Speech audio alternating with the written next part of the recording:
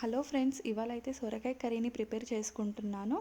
చక్కగా ప్యాన్ పెట్టుకోండి, ఆయిల్ వేసుకోండి. ఆయిల్ ఎంత తక్కువ వాడితే అంత మంచిది. అదేవిధంగా ఆనియన్ ముక్కల్ని వేసుకోండి. ఈ ఆనియన్ ముక్కలు పచ్చి వాసన పోయేంత వరకు అయితే ఫ్రై చేసుకోండి చక్కగా. ఈ పచ్చి వాసన పోయిన తర్వాత పచ్చిమిర్చిని యాడ్ చేసుకోండి. ఈ పచ్చిమిర్చి యాడ్ చేసుకున్న తర్వాత ఒక్కసారి చక్కగా కలుపుకోండి దాన్ని.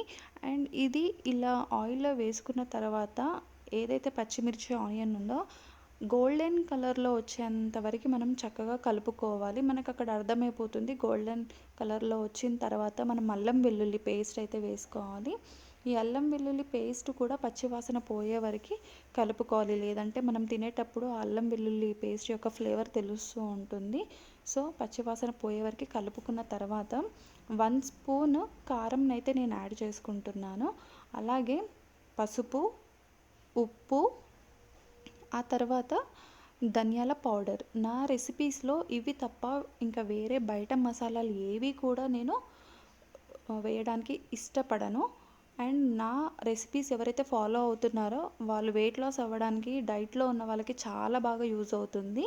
ఇప్పుడు కరివేపాకు వేసుకున్నాను.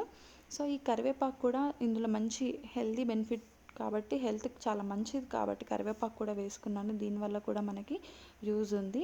సో ఇలా చక్కగా కలుపుకొని మంచి కలర్ వచ్చిన తర్వాత సొరకాయ ముక్కల్ని అయితే యాడ్ చేసుకున్నాను. ఈ సొరకాయ ముక్కల్ని యాడ్ చేసుకున్న తర్వాత వీటిని చక్కగా కలుపుకోవాలి. ఏ విధంగా అంటే మనం ఇందాక ఏదైతే వేసుకున్నామో మసాలా అవన్నీ ముక్కలకి పట్టుకునే విధంగా చక్కగా కలుపుకొని దానిపైన మూత పెట్టేసేయాలి. ఒక 5 to 10 మినిట్స్ ఆయిల్లో చక్కగా మగ్గాలది. ఈ విధంగా ఆయిల్ సపరేట్ అవుతుంది.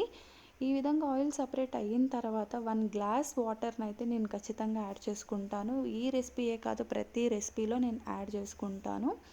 సో ఈ విధంగా మనం వాటర్ యాడ్ చేసుకున్న తర్వాత ఒక 5 to 10 మినిట్స్ మూత పెట్టేసి అలా వదిలేసేయండి. చక్కగా ఉడికిపోతుంది, అది చక్కగా బాయిల్ అవుతుంది. బాయిల్ అయిన తర్వాత చూడండి, మనకి గ్రేవీ ఎక్కువ కావాలి అనుకుంటే గ్యాస్ని ఆఫ్ చేసుకోవచ్చు. లేదు ఇంకా దగ్గరికి రావాలి అనుకుంటే కర్రీ ఈ విధంగా అయితే మనం ప్రిపేర్ చేసుకోవచ్చు. చూడండి చక్కగా ఫ్రై లాగా అయ్యింది, చూసారా?